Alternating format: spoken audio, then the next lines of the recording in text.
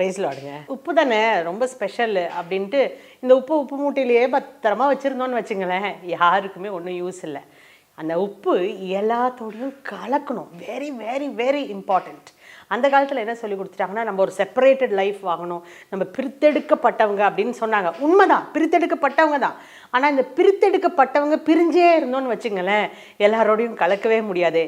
ஆனால் உங்களுக்கு தெரியணும் நீங்கள் பிரித்தெடுக்கப்பட்டவங்கன்னு, நீங்கள் ஸ்பெஷல்னு உங்களுக்கு தெரியணும், நான் ஆண்டவரை சுமக்கிற பாத்திரம்னு உங்களுக்கு தெரியணும். ஆனால் அந்த நினைவோட, அந்த கான்ஷியஸ்னஸோட நீங்கள் மற்ற எல்லாரோடையும் மிக்ஸ் பண்ணணும். எப்படி மிக்ஸ் பண்ணணும்னா, அவங்களது உங்களுக்கு ஒட்டிக்கிற மாதிரி மிக்ஸ் பண்ணக்கூடாது. உங்கள் உப்பு எல்லாத்துலேயும் போய் இன்ஃப்ளூயன்ஸ் பண்ணுற மாதிரி நீங்கள் அது அப்படி மிக்ஸ் பண்ணணும். ஸோ ரொம்ப கேர்ஃபுல்லாக மிக்ஸ் பண்ணணும். ஆனால் நீங்கள் மிக்ஸ் பண்ணிங்க, நீங்கள் சால்ட்டை மிக்ஸ் பண்ணிங்க, உங்களுக்குள்ளே இருக்கிற இயேசுவை எல்லாருக்குள்ளேயும் நீங்கள் கட்ட விழுத்து விடுறீங்க. உங்களுக்குள்ளே இருக்கிற இயேசுவை எல்லாரும் பார்க்க வைக்கிறீங்க.